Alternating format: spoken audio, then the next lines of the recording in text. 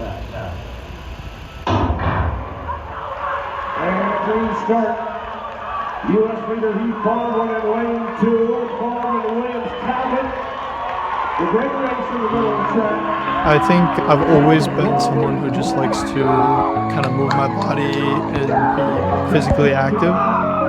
It's kind of how I get my energy out, how I calm myself down, how I cope with things. Just it's kind of like my canvas for being creative. The only athlete traveling to the NCAA Outdoor Championships for MSU track and field has been before. That makes it 3 times now for MSU graduate senior Ryan Talbot. I really struggled with overtraining and overworking myself and accumulating injuries and tearing my hamstring, and doing the hard thing was taking that rest and taking a step back and reevaluating. I'm working so hard because I want to achieve this. But in reality, like, I'm working in the wrong direction. There is something that is also unfortunate in this mental health time that we're in right now, where now everybody can't do things because everything is is some disorder of something, even if it's considered healthy. Like choosing to eat in a way that limits variety and limits what people would consider fun is considered disordered eating or an eating disorder. You should never feel bad about making a choice for your own health, you know? And it's just crazy that you're at the party and you don't take a piece of cake and everyone's like, what's wrong with this guy? You know, I personally was running into this issue when my diet before the Carnivore Diet was I would only eat like the chicken breast and the rice and the broccoli, and then I had some bacon, and I was just like, oh my gosh, like this is amazing. I realize now, looking back at it, I'm like, I needed more fat in my diet. I pulled my hamstring again. And I was like, no way, I can't believe I pulled it again. And I was like, well, I'll just throw the whole kitchen sink at it. And I kept doing the Carnivore Diet. I just did a whole bunch of rehab on my hamstring. And like, I kid you not, 8 days later, I was doing a whole entire decathlon, and I ended up winning that entire decathlon. Reaction is coming in from both sides of the aisle after President-elect Donald Trump nominated former independent presidential candidate Robert F. Kennedy Jr. as the U.S. Secretary of Health and Human Services it's a in very, his upcoming administration. Very dangerous world what RFK is stepping into, so I'll be very interesting to see how the food and drug companies respond to that. But I strongly believe that it is everyone's right as a human to be able to have access to being healthy. At the end of the day, the only person who can help you is yourself sometimes. We see like RFK is proposing to get rid of these toxins. You can get rid of them right now. You could get rid of them today. The only thing that's stopping you is yourself. The Patina'd podcast is about the earned wisdom found in pain. It's about chasing failure, catching it, and using that as an opportunity. It's about scar tissue and sinew. It's about stretch marks and dented fenders and refusing to hide them. It's about pushing our insecurities and shame to the forefront instead of behind us. Instead of seeing rust as something that compromises a structure's integrity, we choose to see it as the grit that builds character. This is the Patina'd podcast.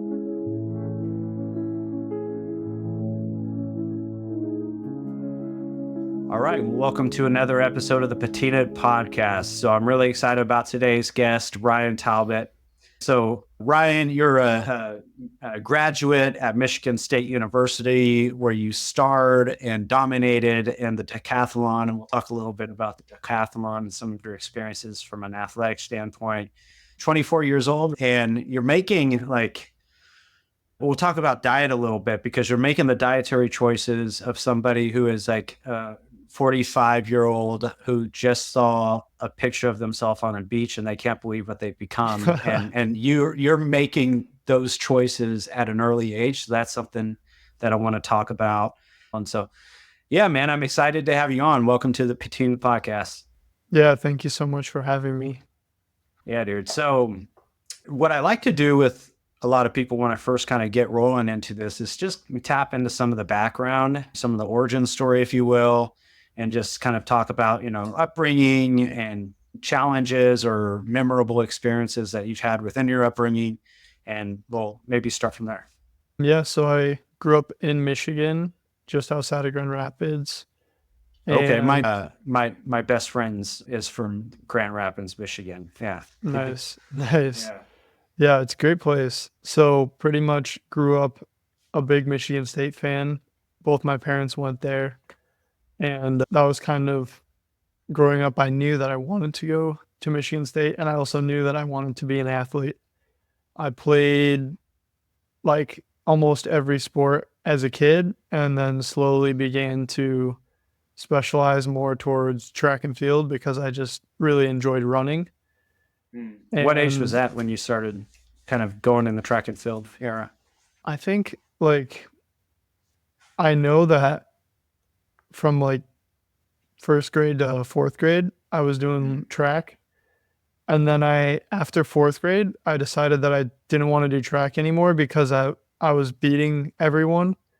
And then even like the coaches were like, some of the high schooler kids would like come down and help. And I was like beating them in some of the runs. And then like we would do like warm up laps and I would like finish first and they'd be like, oh, you didn't, like you cheated or something. And I don't know. So I was like, I'm going to just take a break from track for a bit. And I played lacrosse for a while in my spring competition season. And then I got back into track around 7th grade because I wanted to try pole vaulting because I was really into doing like parkour and free running and flips and tricks and all that crazy acrobatic stuff. And I saw pole vault and I was just immediately like so interested. I knew I had to try it. And so I went and pretty much talked to the high school coach because we didn't have it in 7th grade. Talked to the high school coach and he allowed me to come to the high school practices. And I just started practicing pole vault.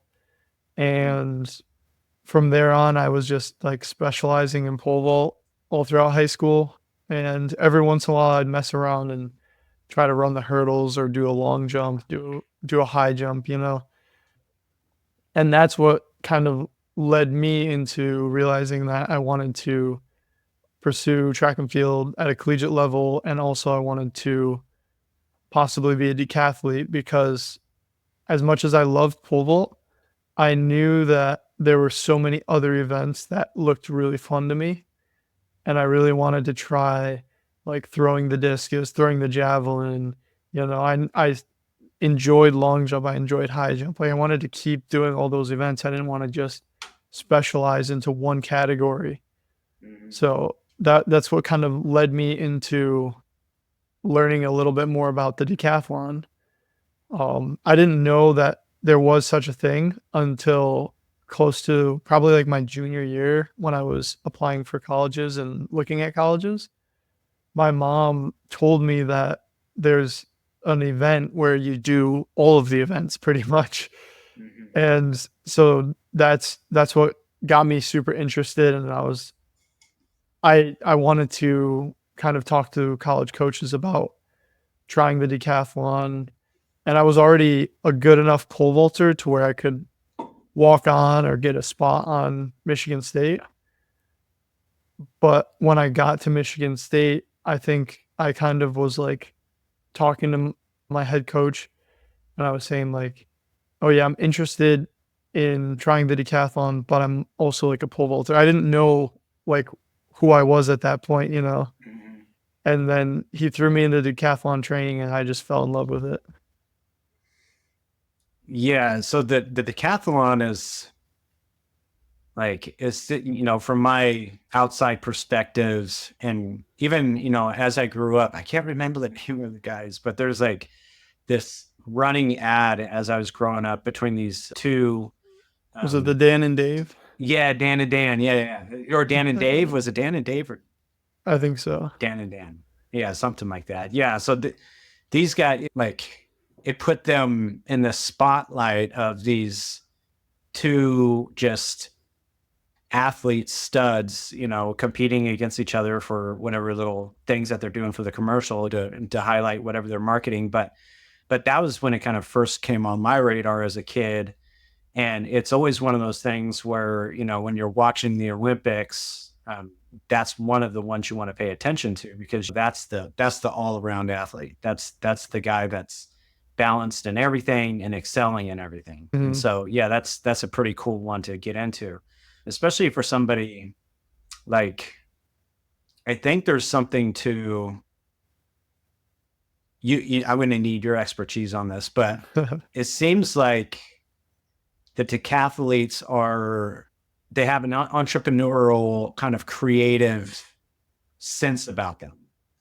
Yeah, no, I would agree. And I think it's interesting too to see how different and unique each decathlete approaches the whole decathlon. Each person tends to have their specializations, and then they use that for each event. Whereas like some athletes are very much speed-based athletes. And so you really see them focusing more on scoring points in the speed events, like maybe a long jump, the 100, the 400, the 1500, like they're much better at those events.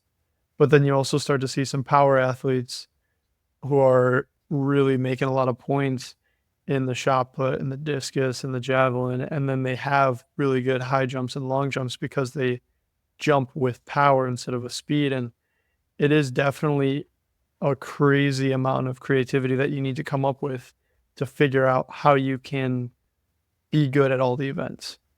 Mm-hmm. And to even clarify the decathlon for those who might be listening and aren't sure, it's over the course of 2 days essentially, and 10 events. Is that a decade? What's a decade? Yep. 10 events. Okay. So I can run through it real quick. You start with the 100-meter dash, and then you long jump, throw the shot put, do high jump, and then finish the day off with a 400-meter.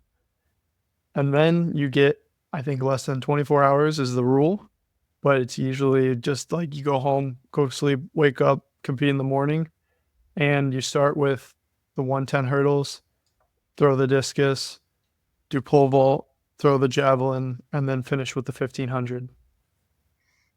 So for us dumb Americans that don't go by meters, like what's the complete distance of travel for a run if you were to accumulate it? Do you know that?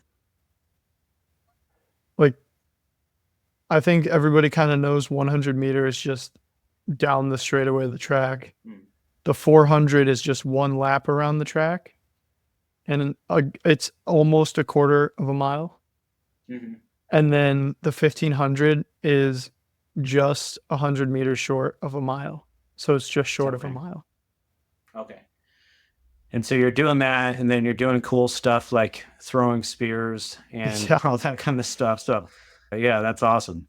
Okay. And I guess one thing I wanted to touch on as we kind of go back into your background a little bit, you said you were interested in pole vaulting. So you went to the high school coach in the 7th grade and asked, like, I'm connecting with my 7th grade self. And don't get me wrong, like 7th grade, that was my year. Like everything went downhill from there. 7th grade, I had hit puberty and I got some chest muscles out of nowhere that I didn't earn. And I got some peach fuzz on my lip and I felt like a king in 7th grade. After that, it was all downhill. But even with the confidence that I was strutting around with in the 7th grade, which most 7th graders, I understand that's not their story. It's the complete opposite. I still wouldn't have had the balls to go up to a high school coach at the fear of rejection and saying, hey, can I practice with you guys? Because we don't have it. So what kind of put you in that place to have the confidence to even ask the question? I think I'm really blessed to have supportive parents. And I think it was, it's hard to remember, but I think my mom got me in touch with the pole vault coach. And it was kind of like, yeah, sure, he can come try. Either that or it was the middle school track coach who got me in connection with the pole vault coach. And so I went, Okay. and I like it was definitely a unsettling experience. So to be surrounded by all the high schoolers who are jumping, and like back then they were only jumping like 13 feet. But to me as a seventh grader, I see that and I'm like, oh my gosh, like they're jumping so high. And that's like, it's a little like overwhelming, you know? But yeah, it was definitely good. And I think after I had been training with my high school coach for a while, I think he was kind of like telling me pretty much like you're the only reason I like let you do it was because like you wanted to be good and you kept working at it, and you weren't just some kid who was trying to like skip out of running a workout to come pole vault. Yeah. Which a lot of the kids in high school would end up doing that. But Yeah. So yeah, I mean, I can understand that mindset in high school being like, oh, okay, well, in pole vaulting, you only have to run, whatever, this many feet or meters as opposed to actually doing laps around the track. And well, thank you. I'd rather just do that one. But yeah, you actually, the coach could tell you had a genuine interest. You had something different about you that you wanted to become really good at it. yeah, yeah. And it's funny too, because people don't realize how much you do run in pole vault, and so like all the kids who are like, oh, they're trying to skip out of a workout, they come to pole vault practice and just mess around. Whereas like I'm running at full speed towards this pole vault pit, like 10, 20, sometimes 30 times, if I'm like really bashing my head against a problem. And so you're doing a lot of top end sprints. And I think that played really well into decathlon for me, because I think it gave me that speed. And I mean, even recently we saw Mondo Duplantis race Carson Warholm, and Mondo is like the best pole vaulter if you didn't know that. And Carson Warholm is this 400-meter hurdler, and they ran a 100-meter dash, and Mondo smoked him pretty much because, Wow. yeah, that's like, it's honestly a pole vault's bread and butter is how fast can you be in like less than 100 meters, holding a massive stick in front of you that's kind of putting you in this weird position. So it takes a lot of strength and speed to pole vault. So I would imagine, you could go pretty far, let's say at a high school level and maybe even some collegiate levels, just purely off of athleticism, fast twitch, and that sort of stuff. But you're not going to get to the place to where you're trying out for Team USA purely off of just athleticism. I'm just guessing, right? Mhm. So what was the work level like for you, through high school, college, that kind of stuff? Yeah, I think I've always been someone who just likes to kind of move my body and be physically active. It's kind of how I get my energy out, how I calm myself down, how I cope with things. Just it's kind of like my canvas for being creative and all that stuff. And so I always enjoyed it. And then in high school, it was pretty much just a lot of pole vault. And then when I was at home, I would be lifting on my own, but a lot of that lifting was more vanity reasons as a high schooler. And I think in the end, it did help me get stronger and better at pole vault probably. But another thing is my high school coach was very good coach, and he knew what he didn't know. And so he would get me connected with other coaches around the state of Michigan and send me to train with them for like the summer or the winter. And I was able to train pole vault pretty much year round for probably the last 3 years of my high school career, and that definitely took my pole vault to the next level. Whereas some of the other kids would only be jumping in season, it's really going to not take you to that higher height to get looked at for colleges. And so I just worked really hard in high school, and honestly, it stems from just my enjoyment of pole vault. I think that if I didn't enjoy it, it would have been so hard to push myself to continue to do it.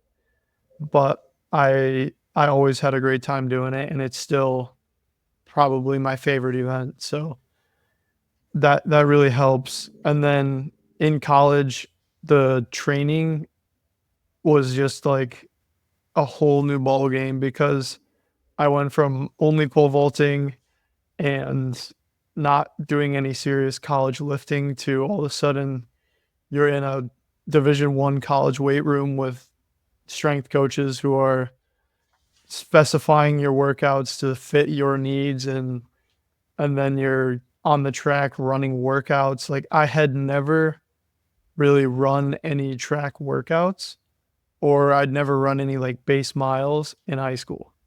Like, my practice would only be show up and pole vault. That was like all I did. I don't even think I would really run warm-up laps. But then in college, it's like, especially as decathlete, we need to have that endurance to sprint for 400 meters, and then also the endurance to run for almost a mile, you know? Mm-hmm. So it was definitely a huge step up, and it took me a little bit to get used to. And then throughout freshman year, I was still that like kind of skinny kid. And then over summer, and we had this big break because of the pandemic, I decided to just buckle down and work out. You know, that was kind of my way of dealing with the pandemic as well, is just go work out. You know, you got nothing else to do, go work out, and then eat a lot of food. And I definitely put on some pounds that summer, but I came back just kind of a different athlete. And from then on, I was just so much better adapted to the training. Yeah. So one of the things I wanted to kind of, I guess, just highlight real quick, because it was just kind of slipped in there, is the importance that you said with your coach is like knowing what you don't know is such an amazing life skill set in terms of helping other people and helping yourself, because it requires humility. It requires a sense of like, I see this everywhere. I see it with, like, I'm a clinician. I work in the mental health space, and I've seen it when in facilities that I've worked in the past, where they're taking on people that they shouldn't be taking on. It's outside of their scope of practice. They're not helping the person, but they're getting money for quote unquote helping the person. So that's one sort of terrible aspect of it. But then there's also the aspect of just keeping people around you limited in their skill sets, because you don't have the skill set to expand them. And then that can even be the humility that you have in checking in on yourself too, and being like, I think I got it all figured out, but I really don't. There's areas where I'm truly weak at. I suck in these areas, you know? So yeah, such a crazy good skill set. Yeah. And I think that's one thing I really look for in a coach, is someone who is always trying to learn and always willing to learn, and also someone who's always going to change up their way of doing things to better fit the athlete's needs. You know, too often you see so many coaches just write the same workout every year because it worked one time for one athlete, and they throw every athlete into it, and they get all sorts of injuries and burnout and all sorts of crap like that. And they just think, oh, these kids aren't working hard enough. And it's like, maybe they're just not working smart enough, you know? That's a big thing for me in the decathlon, is like, I had to realize this, and especially these past few years, is at Michigan State, Heath Baldwin he was the other decathlete training there with me, and he qualified for the Olympic team this year. So he was like, he's super high level decathlete, right? And I finished 8th at the Olympic trials. He finished 1st at the Olympic trials. both top 8 in America as decathletes is like insane to say. But the way that he trained and the way that I trained, there were definitely some really big differences because I knew that I couldn't do some of the things he would do without having like burnout.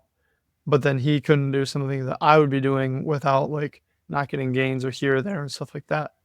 So it's just kind of learning how to work best for you as the individual, and that's what I really enjoy about good coaches. Will look at the individual and they'll look at, okay, this is what the data says, but what I see this athlete doing, maybe we should change up our training and make it more custom to what they're doing.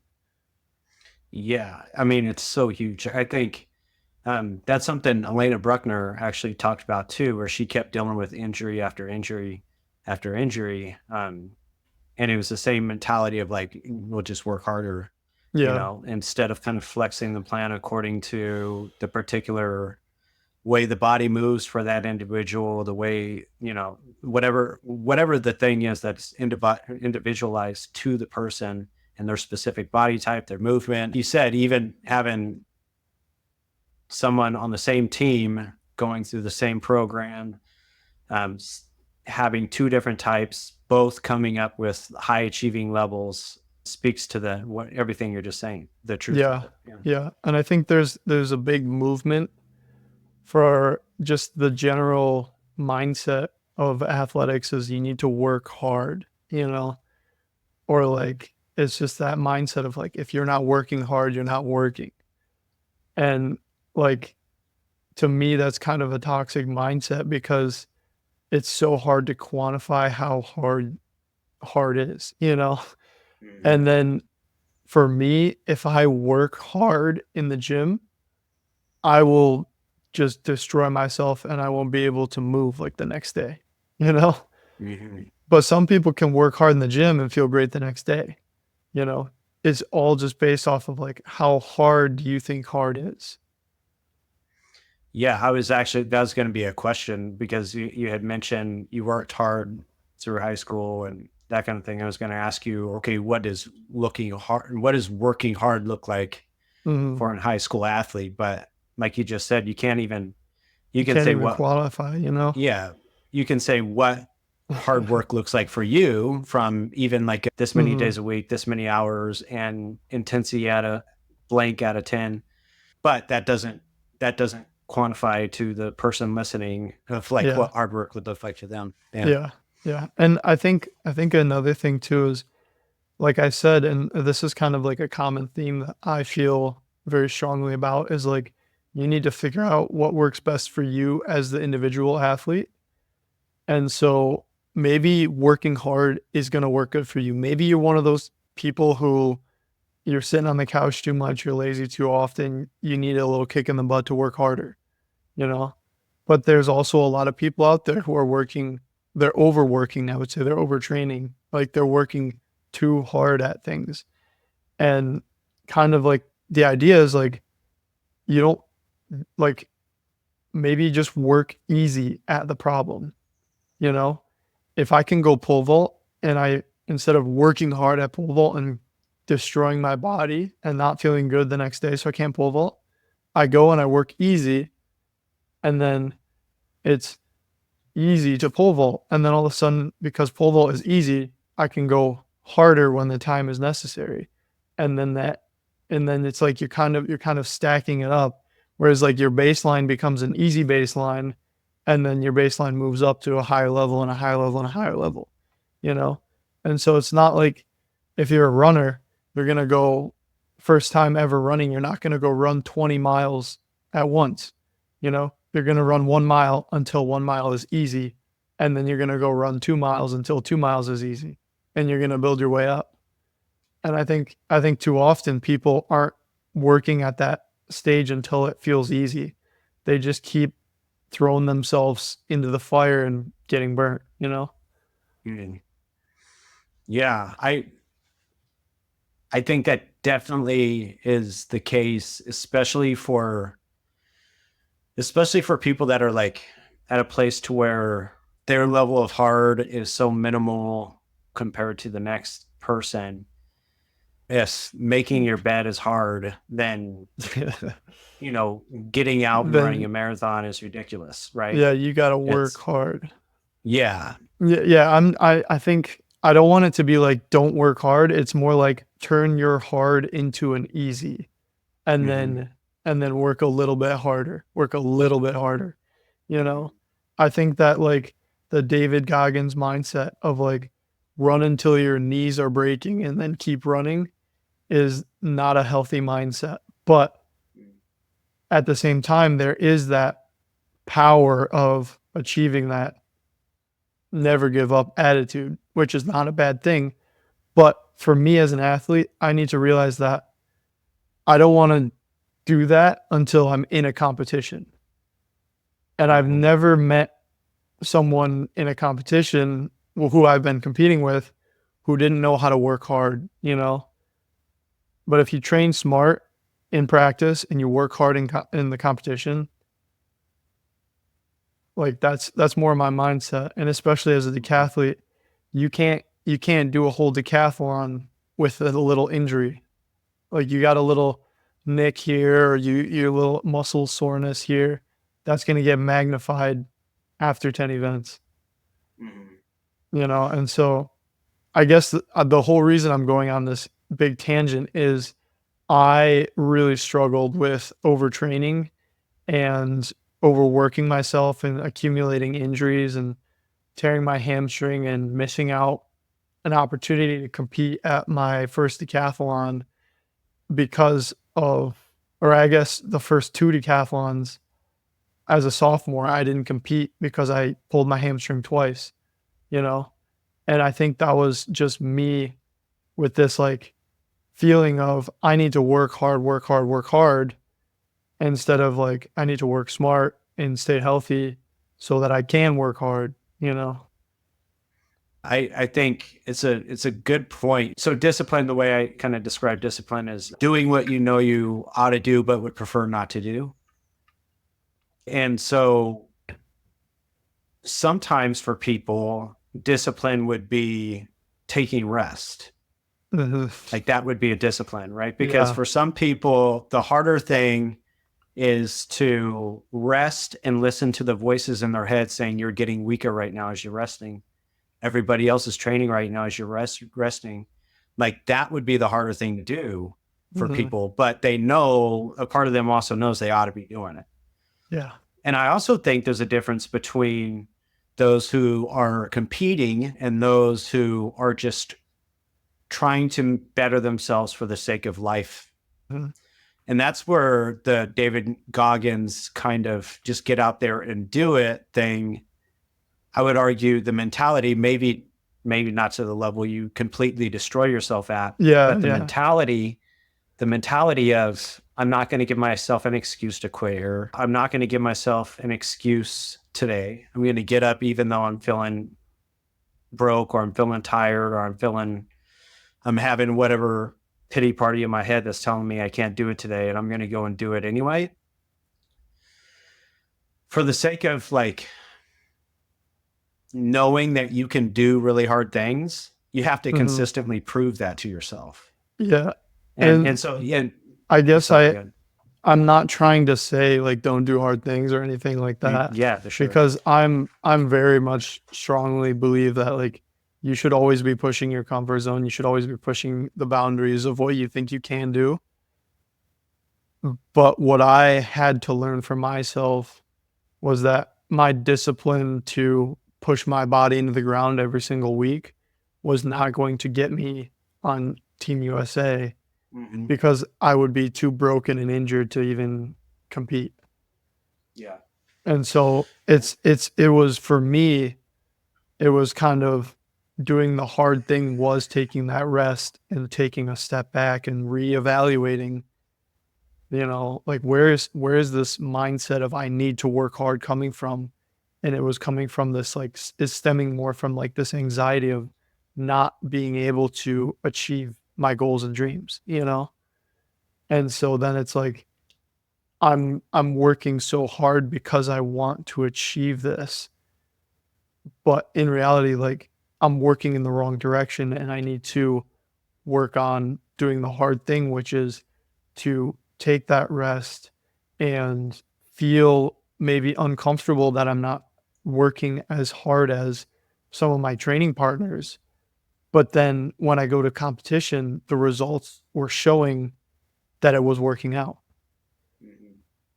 So I think it's hard to talk about working hard because everyone thinks that working hard is a physical output, but they don't realize that there is also mental output to working hard, and there's also the technical output of working hard, and it's just there's so many different factors that lead into this. So that when I'm like, again, when I'm saying like you should work easy at a problem is like make that problem as easy as possible. Don't go try to learn how to pole vault without a coach. Get a coach. It's going to make it so much easier.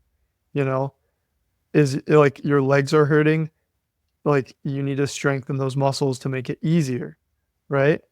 That's like kind of my approach at things. So then like with the whole training volume is like you keep getting injured, stop getting injured, stop working so hard in this and start trying to do more easier drills that will transfer better, you know, making that process easier. Yeah. Yeah, I think it's a great way of looking at it. Like you said, you hit a new level and become, I don't know if I want to use the word comfortable, but like That settle in baseline, with this is right? my new baseline. Yeah, Yeah. this is my new normal, and then find a new one, and then find a new one. And we know that's true from like set point theory.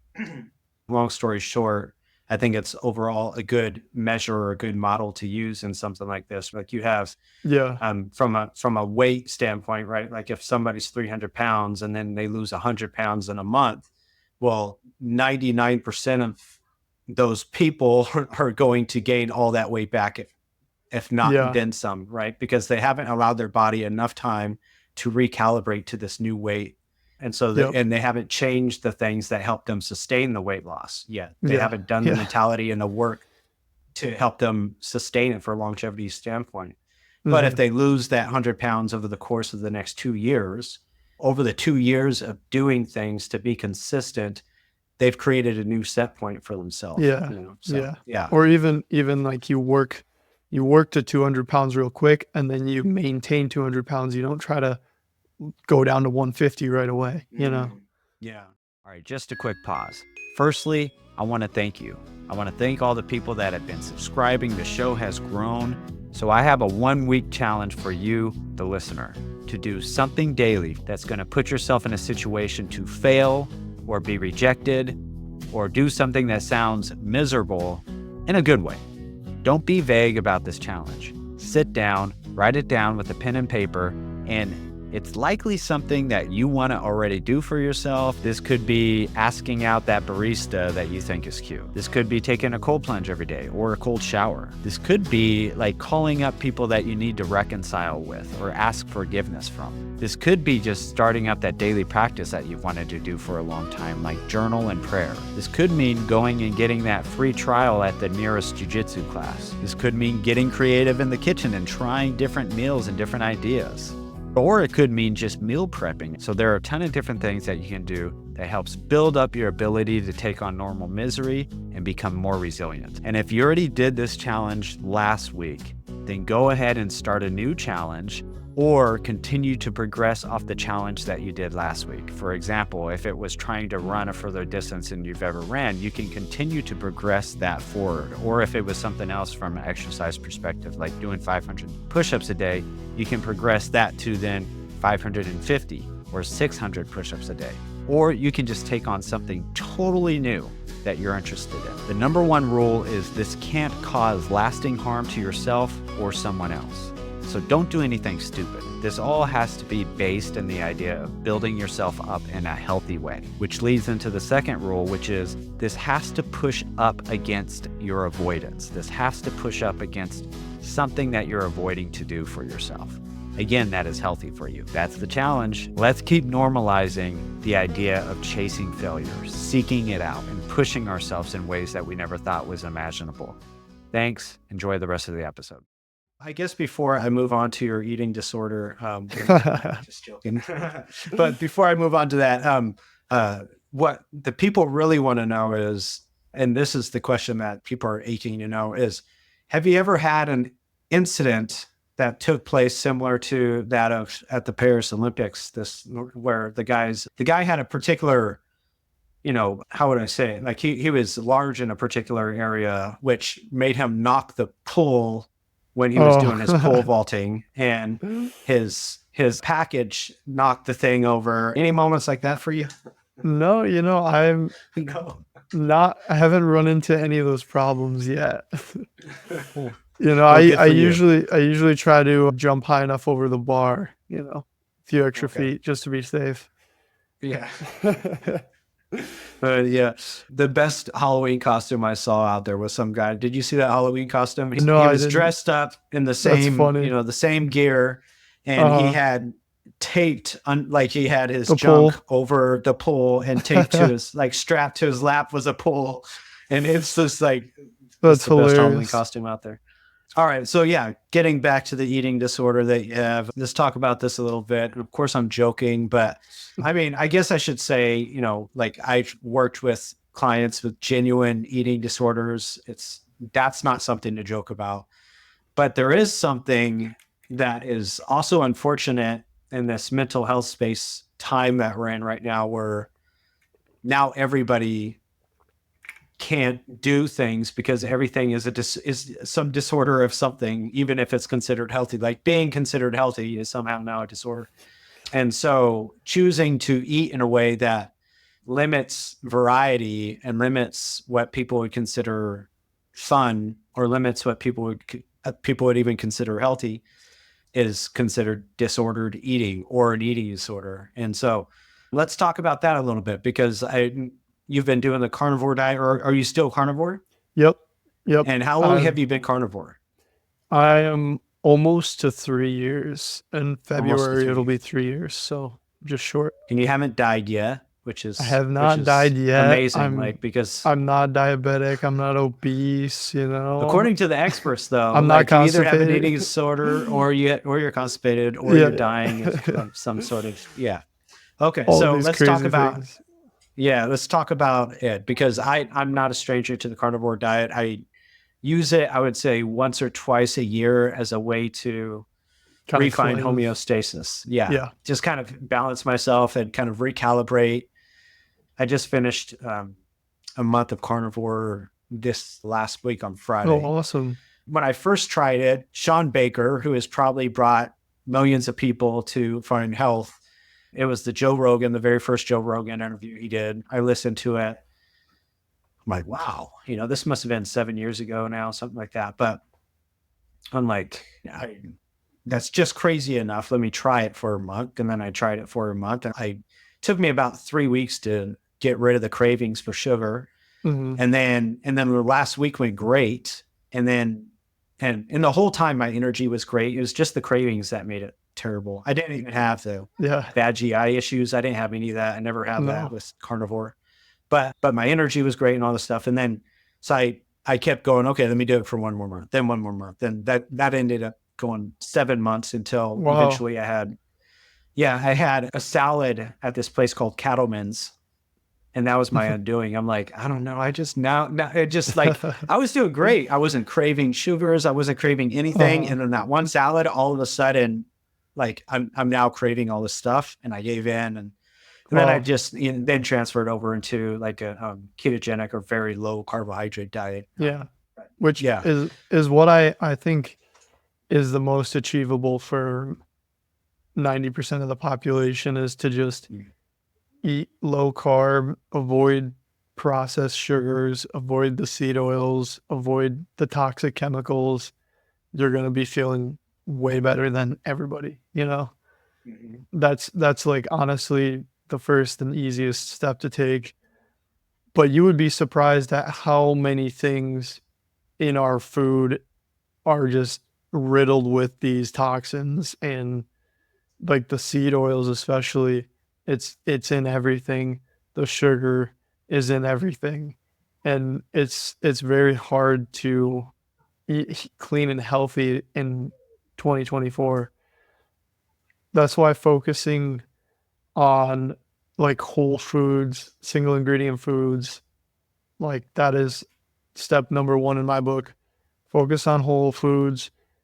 Don't eat as many grains and carbs. Try to limit that, and eat more fat. People don't realize how good fat is for your body, and especially a lot of athletes. I personally was running into this issue when my diet before the carnivore diet was I would only eat like the chicken breast and the rice and the broccoli, and that was like my diet, just because I'm learning it on YouTube from bodybuilders. And so I was like, oh, this is what I'm doing now. And just that's all I ate. And I was just struggling, and I don't know why I was struggling. I was like, what's going on? And then I had some bacon, and I was just like, oh my gosh, like this is amazing. Like this tastes better than it's ever tasted in my life. Like, why is this happening? And then I realized now looking back at it, I'm like, I needed more fat in my diet. And especially like what fat does to your hormones is so beneficial, and what it does for your skin health, what it does for your joint health, and your brain function. Like, I think your brain is 70% fat, which is ridiculous. But think about people who are trying to eliminate fat, like you're starving your brain of these essential nutrients. So it's just, to me, like that's really important, and especially getting like some high quality fats in, like grass-fed butter and ghee and beef tallow, and like those are so good for you compared to like people are, if you're eating like a vegetable oil, a canola oil, soybean oil, like that stuff is rancid. It is so bad for you. Avoid it at all costs, Yeah. And what benefits have you recognized eating like this? Yeah, so originally, like I said, I was eating this diet of white rice, chicken breast, like twice a day. Breakfast would just be this big sloppy bowl of oatmeal and grits. And then, yeah, it was just like so much of these like carbs and grains. And looking back on it, like I never really ate like that living at home with my parents. But then I went to college, and all of a sudden I'm trying to put on more muscle mass. So I thought I start eating more carbs and stuff. And I didn't realize that like the carbs aren't really what's going to build your muscle. Carbs are just an energy source, and your body, your tissue in your body is made up of fat and protein, and it's not made from carbohydrates. So like the biggest benefit that carbohydrates have is that they give us some energy, right? And so I was just overdoing it, and my stomach was just starting to get in knots, and I started having indigestion issues. And then I also got injured, and I injured my ankle. And then I was prescribed to take a high dose of like ibuprofen. And after like 4 days of taking that, I think I had like some stomach ulcer style something, because I just like my stomach was in knots, and it felt so bad, and I was having trouble eating breakfast in the morning, and it was so bad. So I kind of stopped doing the ibuprofen, and I just kept eating the same diet. And then slowly at the start of I think it was my junior year of college, I stumbled upon this video of a guy talking about how the carnivore diet cured him of his Crohn's disease. And for those of you who don't know, Crohn's disease is a disease of the stomach. And I was like super interested, because I know like, oh, I've been having like some digestive issues Like, I wonder what this is. And then I fell down the rabbit hole and proceeded to watch all the videos on the carnivore diet that I could. And I started researching about how it affects athletes and how it affects this and that. And there was not as much information as I wish there would have been on athletes, but there was still a lot of information and enough out there for me to think about, wait, maybe this is actually a legitimate diet. Maybe this is something that I should try. Maybe this will help me feel better. And I decided to, I reached out on social media to Dr. Anthony Chafee, who's a big carnivore doctor. And he pretty much was like, yeah, get started, do this, do that. Let me know how it goes. And so he was kind of guiding me through it a little bit when I started. But after that, it was really simple to just eat a lot of meat, make sure you're getting enough fat, because if you're not eating carbohydrates, your energy source is now coming from the fat that you eat, and you're metabolizing the fat into energy. And so started eating meat and fat, and then that was pretty much it. Eating eggs for breakfast, and everything else was just burgers and steaks and fish here and there and bacon. And there was probably 2-week period of my body going through kind of a detox symptoms, which people like to call it the keto flu. But your body is pretty much getting rid of all this residual carbohydrate that you've been storing, and it's just burning it off. And it also kind of is like getting rid of any chemicals or any other stuff like that. It's very much like a detox phase. And I went through all sorts of weird experiences where I had a rash on my stomach, or I had some weird muscle twitches, muscle spasms. I had parts of my body aching and stuff. And it was weird. And I got super sniffly, and my nose was runny. And then I knew that this was the keto flu because I had done my research, and I was like, all right, I'm just going to push through it, see how it goes. Continued to train throughout that whole time. But I did notice my training was slowly getting better. All of a sudden on my running workout days, I kind of felt better running. And I was like, it's so subtle that I don't know if it's actually what's making it better or not. But I was like, all right, I'll just keep doing it. And then by week 3 and 4, I kind of skyrocketed out of that detox phase. And then it's pretty much your body switches over from burning the carbohydrates for energy to now primarily trying to burn fat for fuel. And I started feeling amazing. It was really weird because it made me realize that I did not know how bad I felt until I started feeling better. And so my workouts got better, my healing from workouts got better. I wasn't getting as injured as much. There was one instance within the first few months of doing the carnivore diet where I pulled my hamstring again, because I had pulled this hamstring multiple times when I pulled it, and I was like, no way, I can't believe I pulled it again, because this is the same hamstring that kept me from doing the 2 decathlons my sophomore year. And I pulled it right before doing a decathlon my junior year. And I was like, there's no way, I can't believe I pulled my hamstring. I couldn't really walk without a lot of pain. And I was like, well, I'll just throw the whole kitchen sink at it. And I kept doing the carnivore diet. I just did a whole bunch of rehab on my hamstring. And I kid you not, from 8 days later, I was doing a whole entire decathlon, and I ended up winning that entire decathlon.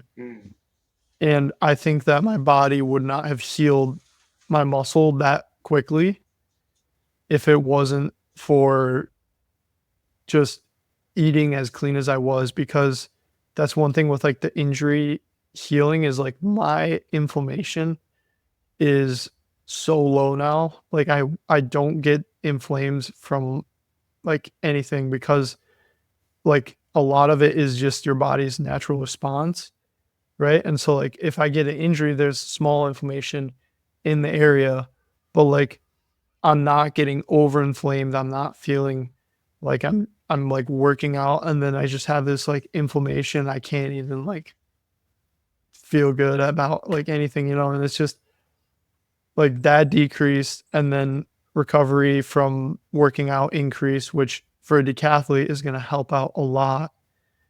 And then my energy levels like through the roof. I felt like I could work out all day long without getting tired. And pretty much the whole concept behind that is, now that your body is burning fat for fuel, like your body holds fat naturally. And so you just have fuel tanks on your body. You don't need to constantly refuel with a carbohydrate gel pack or like an energy bar. You can literally not eat anything, go work out, and you have pretty much like unlimited energy until you burn off all your fat stores. But it would, like, I'm pretty sure humans carry like enough fat to run a marathon for like multiple days in a row, because I know of a guy who he fasted, so he didn't eat any food, and he ran 5 marathons in 5 days, completely fasted. For And 5 days, no calories? 5 days, no calories, 5 marathons in a row. And like that was all just off of how much fat stores a human has. Yeah, which is Mike McKnight crazy. did a 100-miler fully fasted Yeah. during the pandemic. And I think he did it twice, but I know that he did that fully fasted. Running after being fully fasted for 5 days or for over 4 days and then doing a marathon on that. Mhm. That's incredible. Yeah, it's Wow. it's crazy, but it's one of those things where like all of a sudden, like I had this whole new perspective on how your body works and how your body creates energy, because like so many people don't realize that like you can literally skip meals and work out at the same intensity if your body is adapted to metabolizing your fat.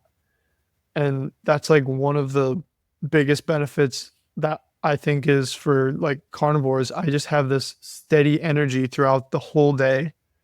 I'm not getting like this weird like fatigue tiredness from, if you're like eating this, like you're eating carbs throughout the whole day, and then like if you're not getting more, you start to get cranky or you feel like tired or whatever. Like I don't really feel that. It's more just like I'm eating big meals and then I don't need to eat again for a while. And it's nice when I compete, because I eat a big breakfast and then I'll eat a big dinner and I'll compete the whole time, usually fasted, or I'll just kind of nibble on like some type of meat throughout the event. But I'm not overly worried, because I competed in heptathlons, which are the 7 event variation of the decathlon, and those are indoor for indoor track season.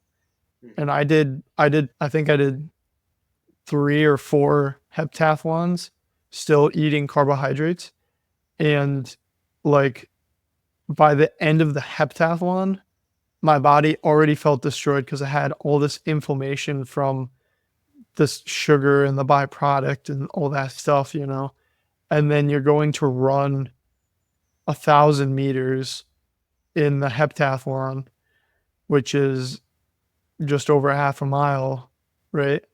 And it was like some of the hardest running I've ever done, because I think my body was just so beat up, and then I also had so much inflammation and just so much crap like that.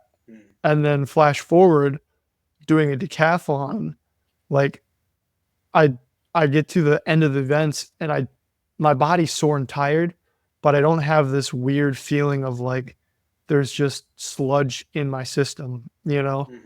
And I know I don't need to worry about before running the 1500. Okay, I got to make sure I get my meal in 30 minutes before so it gives my stomach enough time to digest and this and this and this. And it's like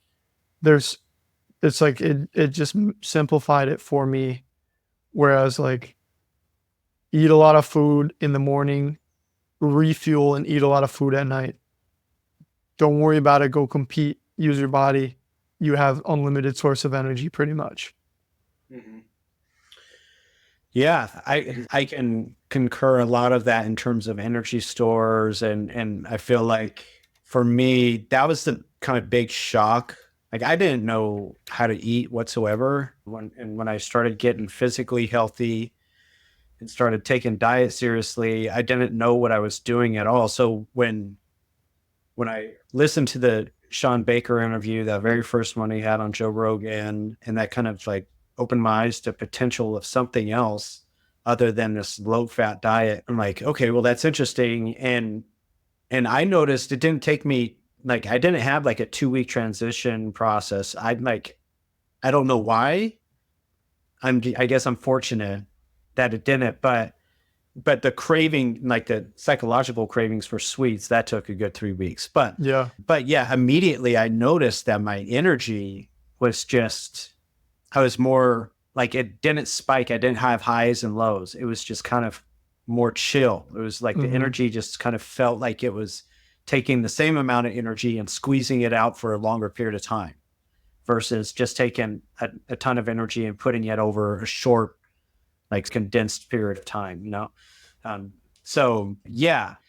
Have you ever thought about even just the most quietest little chirp on the side of your shoulder ever mentioned to you saying, hey, why don't you experiment on a second day of doing the 400 or doing whatever, the longest running distance, just at that time, take in some honey, take in a mouthful of honey and experiment and see if that doesn't, and then go right back to carnivore after the race is done. And well, I don't know. Some people think honey is carnivore, so it depends on, I guess, your thought. But so where are you with that? Have you ever tried introducing anything like that for performance? There's many different schools of thought here, and a lot of people will do the carnivore diet, but they'll add fruit. So they'll do meat and fruit.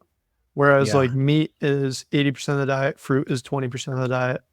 And I'm a big fan of that. I think that's good, but I'm not a fan of it if you're trying to recover yourself from like addictions to sugar, or you're trying to lose weight and stuff like that, because I think sometimes that can just like give people that gateway back into eating sweets, and they're like, oh, maybe just a few more pieces of fruit. Oh, well, like this is a fruity drink, so it's fruit. And like sometimes that can be bad, but it's just discipline. If you want to eat healthy, but you still want that sweet treat, eating fruit is one of the best ways to get that sweetness without overdoing it, you know? And so I think meat and fruit is a great way to go about it. And for me personally, I have experimented with it. It took me a little while because, like we said, like trying to do the hard thing and like, okay, all of a sudden I have this diet is a big part of my athletics now. And it kind of is almost feels like an identity. And if I eat fruit, then it's like, who am I anymore, you know? But I had to really kind of get over that, and I added fruit back into my diet for this past summer, and I really felt no negative changes. And if anything, there was a little bit more of a positive change. But I realized that carbs can be performance enhancing if you need that little bump of energy. But I wouldn't say that you always need that bump of energy, because if you wake up and you warm up and you get ready to go run and you run 100 meters or you pole vault or you're someone who does like a single event, you're nowhere near like using all your energy that you have, right? But if you are like doing a huge workout and you're absolutely like destroying your body, then like maybe a tiny bit of carbohydrate could boost your performance and give you a little bit of extra energy. But there's always a few of those caveats as well of like, well, what if it like increases a little bit of inflammation? What if it like possibly upsets your stomach and like all this? There's all sorts of stuff. But for me, I realized that the whole way I look at the carnivore diet is kind of looking at what have human beings been doing on Earth for the 6 million years that we've existed. And we sure as hell have not been eating processed carbohydrates and sugary snacks and all that stuff. And so like I don't know where you live, but here in Michigan, if I go outside in the woods, there is nothing I can eat off of a plant or a tree. Like, I mean, you could eat a dandelion, but how many dandelions am I going to have to eat to make it work? Like, it's not gonna cut it for me. But there are animals that you can eat, and the animals are what have provided humans with energy and nutrients throughout our whole existence, right? But there are times during the year when there's fruit growing on the trees and stuff like that. And that's usually summertime months and springtime, right? Spring and summer are like top growing seasons for fruits. And so I strongly believe that the human body and the circadian rhythm and the connection with our environment is super important. And during the winter, I'm very much like, there's no fruit growing on the trees. I don't want to eat fruit. I'm going to be strict carnivore because that's what would have happened if I was eating locally or whatever. But then summertime rolls around, springtime, like the end of spring, the start of summer, it's getting warm out. You're also getting more sunlight, and that increase of sunlight is signaling to your body like, hey, stuff is growing on the trees. And there is research out there that sunlight helps your body process carbohydrates. So I gave it a shot and I felt good. I didn't feel much of a negative change. I didn't feel much of a positive change. I just remained the same, but I wasn't eating like 100 grams of carbohydrates. I was keeping it minimal. I was eating like a piece of fruit at a meal, What kind of fruits? So I'm a big fan of like stuff you can get locally. So if you live in a tropical place, like eating coconuts, papayas, bananas, it's all great. I am a big fan of bananas though, but I like the strawberries, blueberries, cherries, apples, like all things for Michigan. And like, yeah, you got to realize too that our fruit has been genetically modified to taste sweeter, to have more sugar in it. But especially peaches, dude. Have you seen like the first peach? It's like the size of a walnut. Yeah, exactly. That thing's been modified so many times. But I think that's fine to indulge if you're remaining healthy and active and getting that sunlight exposure. You're in an environment where fruit would be present. But like for me right now, I'm living in Michigan. It's cold outside. There's no bananas growing on trees. I'm not going to eat a banana every day, but like Thanksgiving time rolls around, I'm going to treat myself to like a piece of pie or something. But immediately I'm going to be right back on the diet, right back on the discipline. Okay. So you are going to allow yourself, and you have the discipline to be able to do this where some people may not, maybe someone like myself who literally a salad, it takes them off course completely. But you do have the discipline to say, okay, it's Thanksgiving, let me have a piece of pie, and then I'm right back to carnivore sort of thing. So Yeah. And for me especially is I will feel bad after I cheat. So it's very much like I eat that piece of pie and then the next day I'm kind of like, man, like why does my stomach feel weird or something like that? And it's just like, oh, there we go. yeah. You know. But also going off that, like, so I will feel bad if I cheat on the diet, and people are always like, oh, why don't you just like have a cupcake? Like it's not gonna kill you. It's not gonna be the end of the world. And like my biggest thing is I've never tasted something that tastes better than the way that I can feel when I'm eating healthy and I'm performing at my best. You know what I'm saying? Yeah. Yeah. I think it's a good point. Like if you're able to have that, if you're able to ground yourself enough to keep that as a forethought instead of a secondary thought, because the forethought is, for example, is just my son's birthday, and German chocolate cake is the drug of choice around here. And so when there's something like that and there's a German chocolate cake, like I told myself last night, I'm like, I'm not going to have it, like, because this is the second day going on it. So we had, I gave myself, a nice sturdy piece of German chocolate cake. Yeah.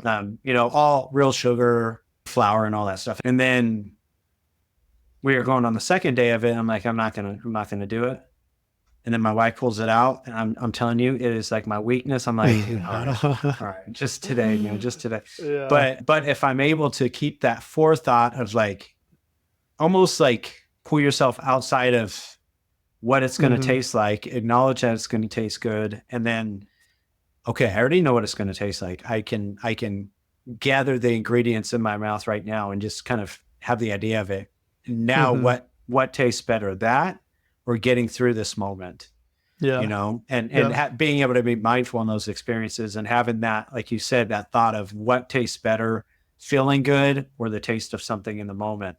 Feeling good will likely outwin if you're grounded at the time, Yeah. And that's the thing though, is like some people are just not as in tune with like the way that the body feels, and that's like perfectly okay. And like I said, like everybody's different, and you have to really figure out what works best for you. And for you can maybe eat a piece of cake and not feel bad just the way that your body reacts to the cake. For me, like growing up, I had allergies as a kid where I was allergic to milk and I was allergic to gluten, which is almost every cake and sweet tart and anything like that, And so anytime I would eat something like that, I would either throw up or be sick in bed. And so very quickly I associated with like how I feel with the things I eat, which I think might have helped me into this diet. But like I was saying is like, just like start to pay attention to the little things of like when people are like, oh man, I have a headache. And then you're like, oh, but I did eat that cupcake at lunch, And it's just like slowly just start to look at these things. And yeah, like, but with the carnivore diet, I've only been sick twice in the past 2, almost 3 years that I've been doing it. Right.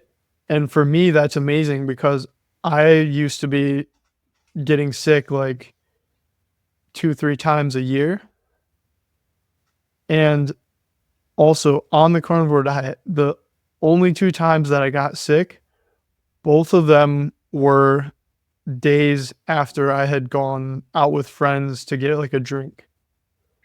And so I'm drinking alcohol, which is a known poison to the body. And the next day I wake up and I'm sick, And so it's like, that's kind of a really big example. But it's just saying like what you put in your body will affect how you feel. Yes. Are you sober now? Or do you choose to Yeah, be no, sober most I don't. often other than I don't like to really drink because you will never really feel like you're gonna catch that high that you want to feel when you drink alcohol. And also, like, as an athlete, and whenever I'm in season, I'm not gonna drink any alcohol. It's just like I feel better competing that way. And then even like if I'm hanging out with my buddies, like every once in a while, it's like, oh, like maybe I want to have like that, like one drink and stuff. But then every time, like okay, I'll have like one drink, and then like the next day I wake up, I'm like, I feel weird, like it's not something that I enjoy that much. I know, like, it's just a lot of negative things can come from drugs and alcohol. So Yeah, take it from me. I've been sober 18 years. A lot of negative things can come from drugs and alcohol. It was a real drug of choice for me back in the day. mhm. So, but it is interesting. So, like, like I said, I'm in the mental health space, also in the addiction space, and so kind of try to stay as much as I can in the know on what's going on within the addiction world. And there is a lot of young people who are choosing sobriety.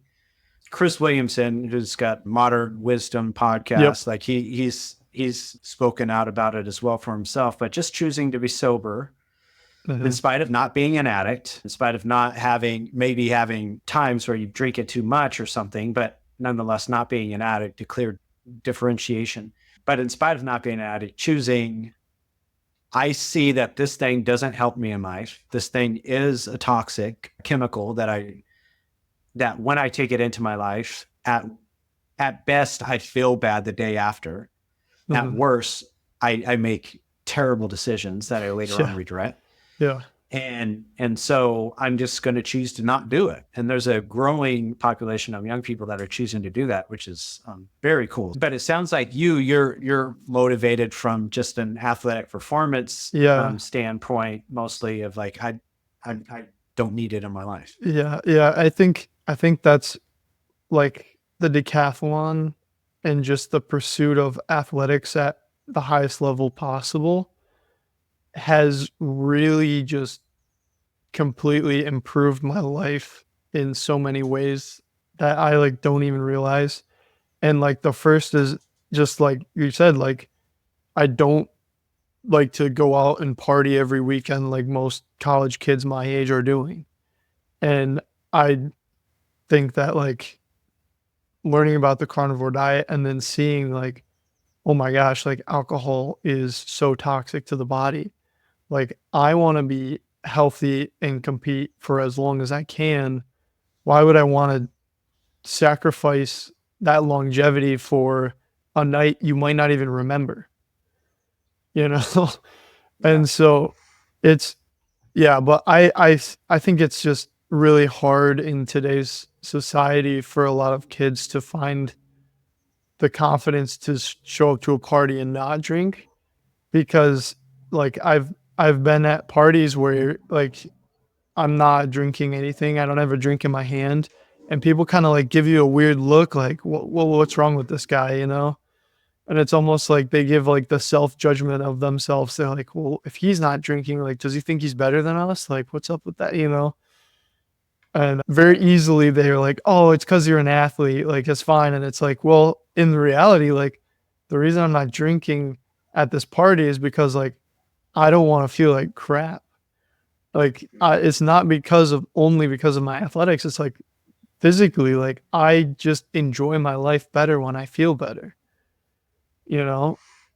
And I think like everything needs to be controllable for you. And if you can't control your drinking urges and stuff, like you shouldn't even touch it. But like I also think that if there's like this amazing moment with your friends and like you're like, I want to have a beer, then like by all means like have a beer, but don't use it as like a crutch or a drug. Use it as more of like a enjoyment of your environment you're in, you know?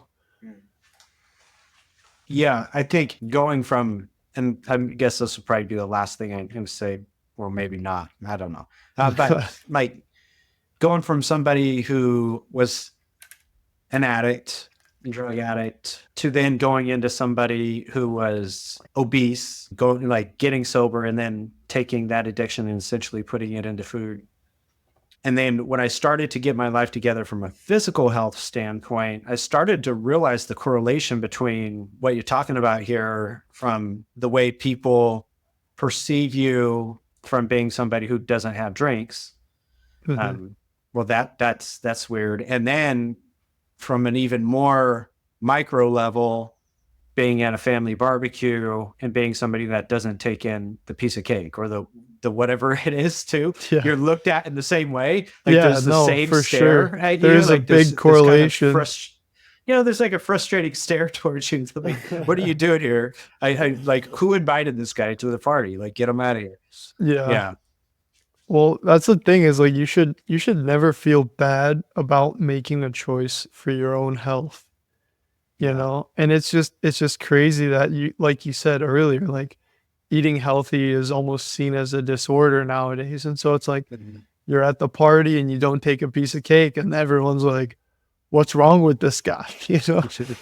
and like so many people who try to eat healthy or try to diet are running into issues where they're like at a family gathering and grandma's pushing the cookie onto you and you're like, I have to because I feel bad about grandma. It's like, you shouldn't have to feel bad about that. Like you should feel proud that you're taking care of yourself.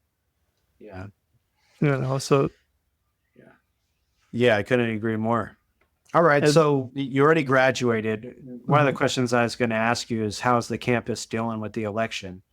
You know, because like I've had some talks with clients and some of them who are in a mentally healthier place than others are handling it in a very rational way. And I'm in California, by the way. So I'm right in the heart of when the election, when they said, okay, California polls are in and Kamala has taken California. Like immediately there was no hesitation. Other places, they got to wait till the ballots come in. California, we're not waiting. We're just calling it Kamala. So you can imagine a lot of the videos that have surfaced of people freaking out since a lot of those videos came from California.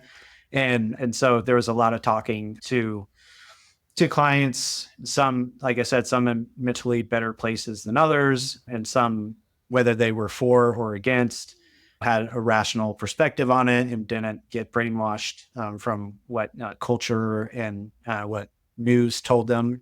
And so I say all that to say, well, I guess since you're not on campus, maybe you don't have a good pulse on it. But I was going to ask you, you know, that correlating into RFK now and what RFK potentially can do for the FDA and for what Americans are taking into their system, what they're putting into their mouths and that kind of stuff. Yeah. What are your thoughts on this? Are you somebody that's really excited about it, or are you somebody that's like super hesitant about it and thinks RFK is going to tell you to not take vaccines? Where are you at? Yeah, no, I think that it's a great thing what RFK is proposing. I'll be very interested to see how he goes about doing it with all of the major corporations like Big Pharma, and then also you have the big food corporations and you got the agricultural corporations who are all paying off so many people to do so many things. And it's a very, very dangerous world what RFK is stepping into. So I'll be very interesting to see how the food and drug companies respond to that. But I strongly believe that it is everyone's right as a human to be able to have access to being healthy. And I think that you should be able to go and eat a McDonald's meal and eat healthy food without toxic chemicals in your McDonald's food. You know, without these additives and preservatives and the oils that they're using. And to me, it is nice because at the end of the day, the only people who are going to change are the people who are hurting and struggling and dealing with the issues, you know? And so the people who don't realize that they're struggling are not going to change until maybe they're already down a dark path. And I don't want people to run into health issues that could have been avoided if they would have changed this, changed that, stopped eating this because of these chemicals or that. And I think that if we can get our food supply in America to be a healthy food supply, and if we can make sure our water is clean, then that's going to do a whole lot of good for a whole lot of people. Yeah, like you, I think the task in front of him, you can see it. Like, and I think this is maybe the first time I've gotten at all political on the show, but like you can see when it was announced how crazy it was received from the Democratic side in media. It was as if they just put in morbidly obese Satan to take care of our health. And sure, the guy has, like, from everything I've seen with him, I disagree with him on a lot. I'm kind of happy he's going to have a seatbelt on him and have one trajectory of focus on him, because if he can go a little bit too wild. And I'm really glad that the focus is on food specifically and toxins within what we take into our system. But I think, hearing him talk, he's said, I'm not an anti-vaxxer. Like, I'm skeptical of a lot of things. I'm skeptical of the research, of us being forced to do things when the research seems shoddy. I'm skeptical. I'm like, what is wrong with being skeptical? Yeah. If nothing in the last 4 years have taught you anything, like, be skeptical. It's okay to be skeptical. And so, yeah, I wouldn't say I'm shocked by the outrage, but it's crazy considering, he was on the left not too long ago, and Obama was a whisker away from having him be part of his cabinet as well, for a similar thing that Trump is having him be part of his cabinet for. So it's interesting to see the shift. But anyway, yeah, I think it's what bad can come out of making things illegal to put in our food that is obviously causing cancers and causing potential dementia and all sorts of different cancers. I don't know. I agree. And it's crazy to see like how many ingredients like an American cereal has compared to a cereal in a different country. It's just insane. And there's like no regulation on that stuff. But yet the FDA is the people who are supposed to regulate that, and they're not doing anything about it. And there is definitely some corruption in the food and drug industry, and it's a scary world. And as much as I love what RFK is proposing to do, I am very much realizing that a lot of politicians say a lot of things, and at the end of the day, the only person who can help you is yourself sometimes. And so, you just got to make a change and make a choice sometimes for yourself. We see like RFK is proposing get rid of these toxins. You can get rid of them right now. You could get rid of them today. The only thing that's stopping you is yourself. Yeah. So other than diet and exercise, because you said during the pandemic, exercise was a very big source for you during COVID and lockdowns and all that. Exercise was huge for you. You've talked now a lot about how diet has been helpful for you. Other than diet and exercise, what tools do you have that helps you performance wise in life? What are you using? I think I'm big on very much like natural ways of like healing and helping yourself. And so an example would be like taking an ice bath. I'm a huge fan. I take cold showers. Anytime I shower, it's a cold shower. And I just think there's this rush of endorphins you get from it. And it's kind of that thing of like you're doing something that's difficult, but if you can just make yourself relax into that difficult thing, it's going to make you a better person. And then I'm a big fan of getting outside, getting outdoors, getting grounded, getting sunlight. Those things have all highly benefited me, and especially whenever I'm feeling very stressed out or feeling anxious about decathlon stuff, I'll just go for a walk out in nature, and it always helps calm the mind. Yeah, that was something that, like, I don't think walking is exercise. I want to clarify, but I think it's something, and the only reason why I'm clarifying that is because I think that's like a big sort of, I feel like it's manipulative. A lot of influencers are saying the next greatest is walking better than jogging and all this stuff. So you're not 90, so no, it's not. But yeah. But walking is incredible for mental health. It's incredible just for thinking things out. Arnold Schwarzenegger just put out this book called Be Useful, I think. Really good book. Really, really good book. And he was talking about the benefits of walking, and he broke it down from all these historical great people and like all their quotes that they had on walking. Like one of Albert Einstein's quotes was like, I wouldn't be the person I am today without walking, or something like that. I just butchered the quote, but that was the summation of the quote. So yeah, walking is huge for people to be able to get outside and walk. Like I imagine you're going to probably get some benefit by walking on a treadmill, but not like getting outside in nature and walking.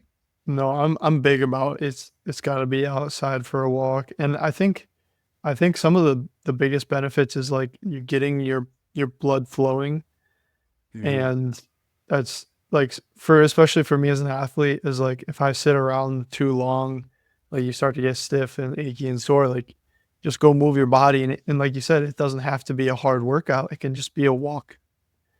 And it's just a way that you can move your body without overdoing it.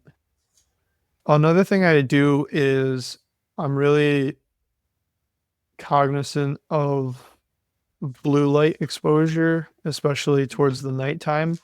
I really realize that the blue light from our phone screens and computer screens and TV screens is kind of negative towards our circadian rhythm and our ability to fall asleep better at night. And then I think also when you're staring at something small in front of you, it kind of can be negatively stimulating on your brain, and then you're constantly swiping through Instagram stories and you're getting stimulus. It's just overstimulating. And so I really try to limit usage of phone and social media. And then I'll also wear like blue light blocking glasses at nighttime. And I really enjoy reading because that really helps calm me down. So I'll read, and I have like a red lamp that I'll use to read with. And so those things kind of all really help me relax and help me fall asleep as well. For the mental like practices and stuff like that, I think I'm somebody who will kind of spiral into a negative loop if I think too hard about my problems. And I will I'll give myself time to think and dwell on things, but then sometimes I just need to take a step back and say, you know what, like I can't solve this problem right now. I just need to be confident of the fact that I will be able to solve it when the time comes. And it's especially in the decathlon, is there's so much fear and anxiety before you compete, but you can't do anything about it because you're not competing yet. So just stop thinking about it. Stop worrying about it.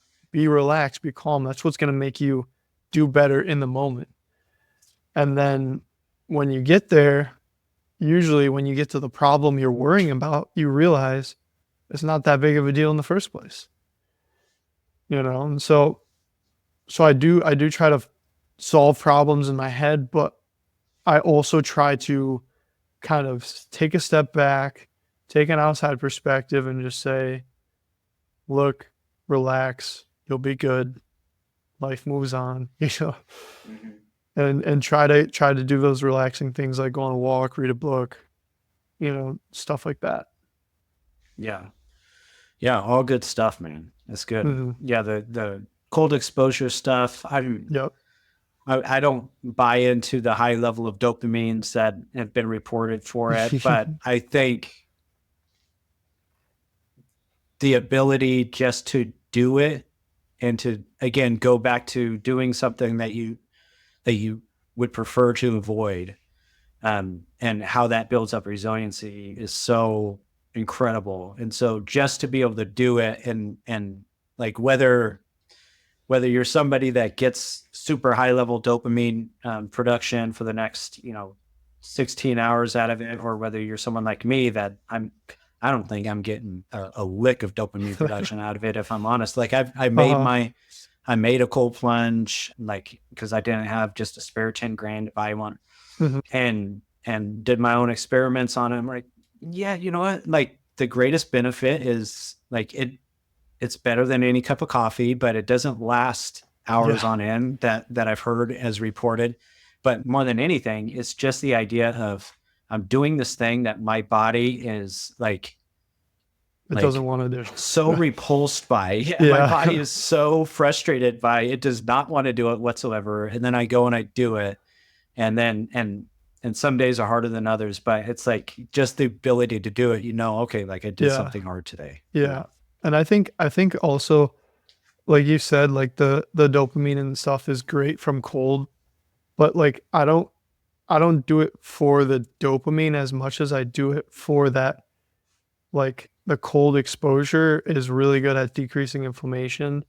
It's really good at releasing nitric oxide into your body, which is really healthy for your mitochondria and also just overall total healing. There's kind of like going back to my idea about what environment are you living in currently. In Michigan, it's cold outside. So I'm going to take a cold shower because I'm simulating my environment. And I've found for me, I'm somebody who when I sleep in a very, like my body gets really warm when I sleep.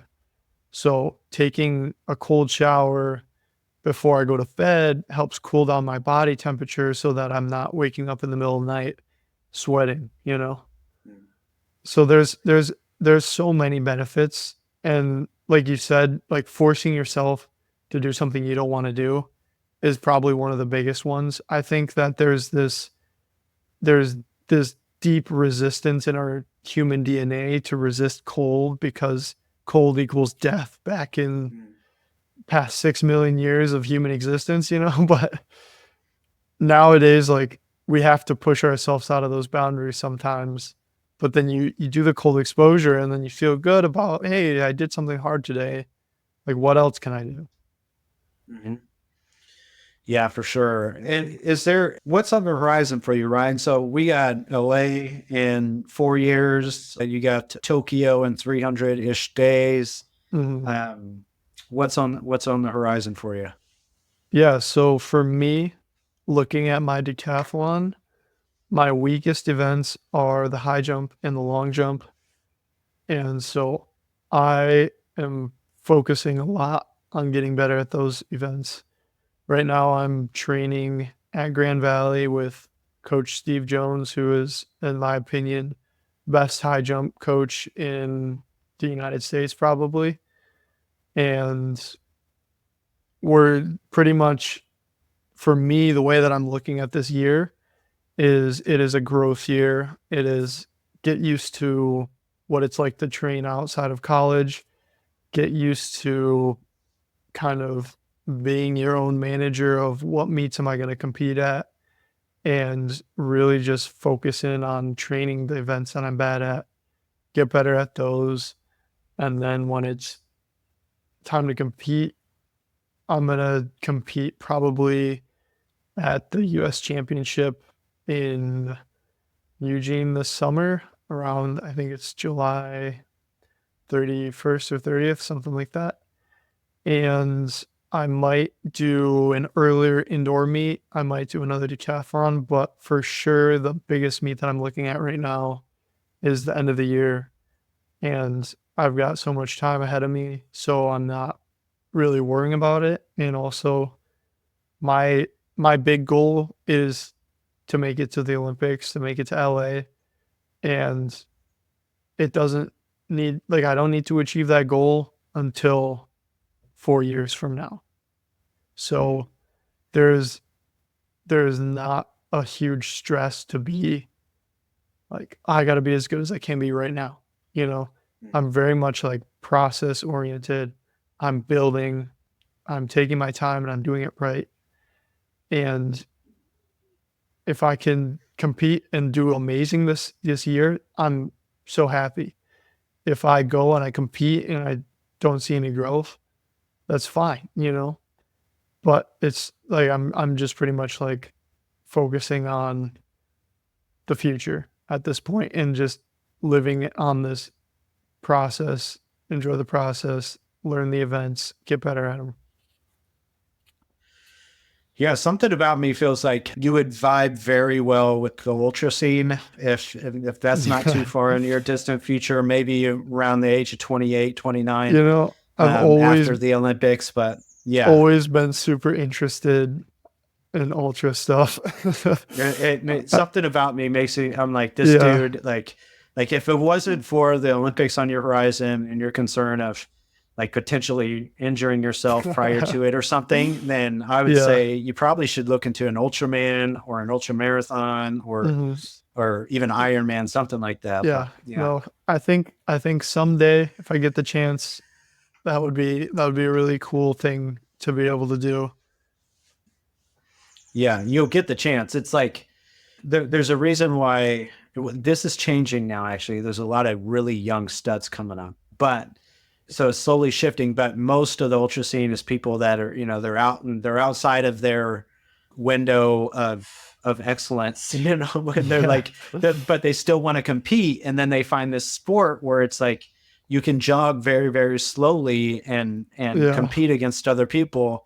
And you have to deal with the mental fatigue and physical pain. And that's something where it's like, okay, I may not be able to sprint very fast, but I can deal with pain like no one's business. So let me see if I can deal with pain better than you can deal with pain. And that's, you know, you kind of do it that way. So I feel like it just feels like there's something there for you in your future, in your post decathlon could be fun. Athletic adventures, you know? Yeah, I remember seeing like very recently the girl who broke the fastest known time on the, I think it was it the Arizona Trail? No, it's the one on it goes through the Appalachian Mountains. Oh, Appalachian. Yeah. Yeah. That was insane to just learn about her running 50 miles every day for, what was it, like 40 days? Yeah. And she would only sleep for 5 hours every night and just like constantly just running. It's just insane to think about. Yeah, it's pretty incredible what these athletes can do on fastest known time stuff, especially like you look at Cocodona and all this stuff and you're like, okay, well that's over 7 days. Well, the top athletes over 5 days. And then, but yeah, the fastest known, the trail times, the fastest known time competitions where there's no fanfare. It's just the one person and their team maybe, and they're out there just grinding day after day. Yeah, that's pretty incredible. That stuff's amazing. Yeah.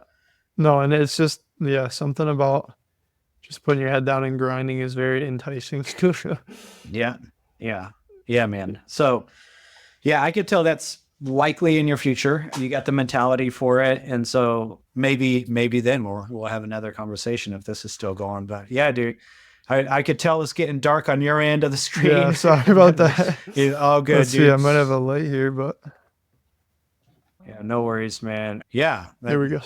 All good. I should have asked you to do that 15 minutes ago. Sorry, all good, dude. Bad.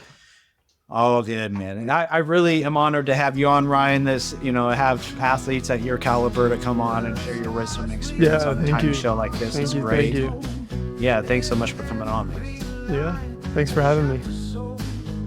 Thank you for listening to this episode of the Patina'd podcast. There are other shows that emphasize resilience, but my intent is to normalize personal development through embracing challenge by interviewing the common man and woman, the person that you and I can relate to. If you are someone who wants to soak up the insights of normal people doing extraordinary things, please subscribe.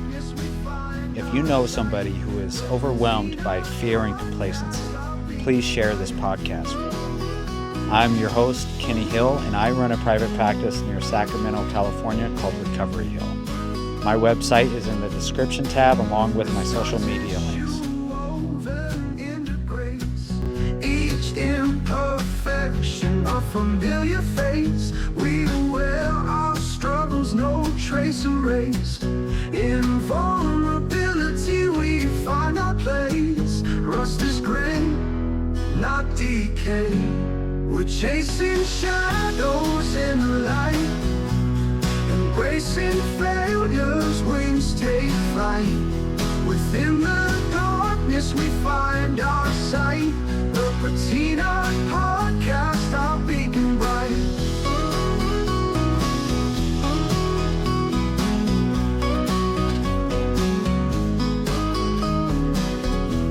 We're chasing shadows in the light, embracing failures, wings take flight.